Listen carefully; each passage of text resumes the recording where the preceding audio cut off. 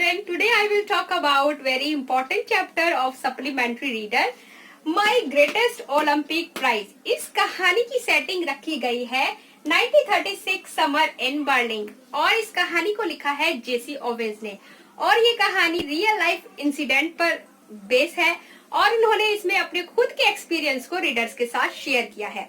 Jesse Owens बहुत अच्छे खिलाड़ी थे। पहले चैप्टर में मैंने एक महान वैज्ञानिक के बारे में बात की और अब मैं बात करने वाली हूँ महान खिलाड़ी के बारे में जिसका नाम था जेसी ओवेंस। जेसी ओवेंस जो है एक अमेरिकन नीग्रो थे और जो हमारा सेकंड कैरेक्टर है वो है लेस्लो और थर्ड है हमारा एडोल्फ हिटलर। ये इस कहानी की शुरुआत होती है बर्लिन में जब जेसी ओवेंस खेलने के लिए जाते हैं बर्लिन में। तो वहां पर ये माना जाता है एडोल्फ हिटलर की जो थ्योरी थी उसमें ये माना जाता था कि जो जर्मन लोग हैं वो अन्य लोगों से ज्यादा बेटर परफॉर्म करते हैं और वो ज्यादा अच्छे से खेलते हैं, तो और लोगों को उनके कंपैरिजन में थोड़ा नीचे आका जाता था। तो जेसी ओवेंस को ये जो बात है वो बिल्कुल भी पसंद नहीं थी और वो पूरी मेहनत के साथ आए थे कि इस बार वो गोल्ड मेडल लेकर ही जाएंगे और जो हिटलर की थ्योरी थी वो इसको रॉन्ग साबित करना चाहते थे।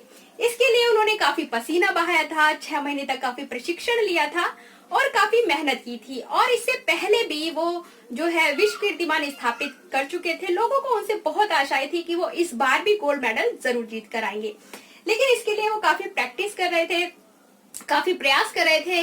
लेकिन इस बार थोड़ी उन्हें निराशा हुई क्योंकि इस बार वो इतना अच्छे से परफॉर्म नहीं कर पा रहे थे जितना कि वो पहले कर पा रहे थे। इसके बाद जेसी ओवेंस काफी निराश हो गए थे और उसके बाद जब वो कुछ सोचने लगे तो उन्हें अपने शोल्डर पर किसी का हाथ महसूस हुआ। वो जो हाथ था वो था लेस्लोंग का। अब इस कहानी में हम देखेंगे कि किस प्रकार दो अजनबी आपस में गहरे मित्र बन जाते हैं और जो है लेस्लोंग जो थे वो जर्मन थे लेकिन उनके अंदर बिल्कुल भी घमंड नहीं था। वो जो है किसी ना किसी तरीके से सिर्फ जेसी ओवेंस की हेल्प करना चाहते थे।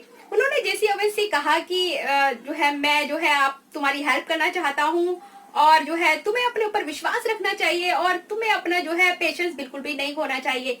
इसके बाद जेसी ओवेंस को थोड़ा कॉन्फिडेंस डेवलप हुआ। जो है लेस्लोंग जो है एक जर्मन बॉय थे और जब वो इंग्लिश बोलते थे तो उनके जो इंग्लिश में जर्मन ट्विस्ट आता था।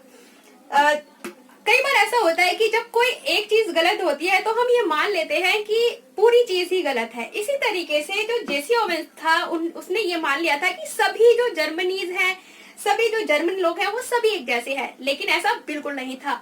लेस्लोंग उनसे बिल्कुल अलग था। उसका जो एकमात्र उद्देश्य था वो था किसी ना किसी तरीके से जेसी ओवेंस की कॉन्फिडेंस को बिल्डअप करना और किसी भी ना किसी तरीके से उसको जीत दिलाना। इसके बाद जब दोनों जाते हैं खेल के मैदान में तो लेस्लोंग बहुत ज्यादा कोशिश करते हैं कि जेसी ओवेंस अपना बेस्ट से बेस्ट परफॉर्मेंस दे और जो लेस्लोंग होते हैं वो काफी बढ़ाई करते हैं जेसी ओवेंस की, आप ऐसा कर सकते हो, बहुत अच्छे से कर सकते हो। लेकिन इसके बाद जब जेसी ओवेंस काफी ट्राई करते हैं और वो कहते हैं कि तुम इतना कॉन्फिडेंस अपना लूज क्यों करते हो, तो ऐसा करो कि जब तुम अपना ट्रायल दे रहे हो तो उससे थोड़ा दूरी पर अपना निशान लगाओ और उसके बाद आप कूदने की कोशिश करो तो यू विल डेफिनेटली विन।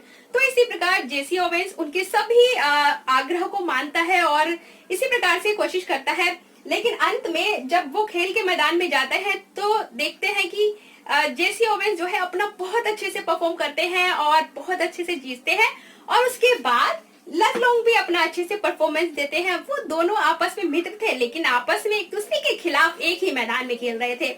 लेकिन उसके बाद हमने देखा कि किस प्रकार से लेस्लोंग जो है उनसे हाथ मिलाते हैं, उनको धन्यवाद देते हैं, उनको बधाई देते हैं, बल्कि थोड़ी सी दूरी पर एडोल्फ हिटलर भी उन्हें घूर घूर के देख रहा था, फिर भी वो उसको काफी धन्यवाद देते हैं। चाहे खेल का अंजाम कुछ भी हो, लेकिन उन दोनों के बीच में जो है 24 कैरेट की जो फ्रेंडशिप थी वो एस्टैब्लिश हो चुकी थी। दोनों एक ही मैदान में खेल रहे थे, दोनों एक दूसरे के खिलाफ खेल रहे थे, लेकिन फिर भी दोनों एक दूसरे के मित्र थे। ये इस कहानी की बहुत ही अच्छी बात है और ये कहानी हमें दर्शाती है किस प्रकार से हम जो है अगर एक व्यक्ति में कमी है तो हम उसके लिए पूरे समाज को दोषी इसके लिए नहीं ठहरा सकते हैं। तो जिस तरीके से जेसी ओवेंस का विश्वास था कि जर्मन लोग ज्यादा अच्छे से खेलते हैं तो वो सोचता कि लेस्लोंग भी ऐसे ही सोचता होगा और इस तरीके के ही उसके विचार होंगे, लेकिन ऐसा बिल्कुल नहीं था। अब मैं आती हूँ इस कहानी के क्वेश्चन आंसर पर। इसमें से बहुत सारे क्वेश्चंस पूछे जाते हैं। और इसमें से जो मेन क्वेश्चन था, जैसे कि who are the founder of modern Olympic games, आधुनिक खेलों के जन्मदाता कौन थे, ये हर साल बोर्ड में पूछा जाता है। Pierre de Coubertin was the founder of the modern Olympic games. It's a very very important question, तो you should note it in your copy. Thank you.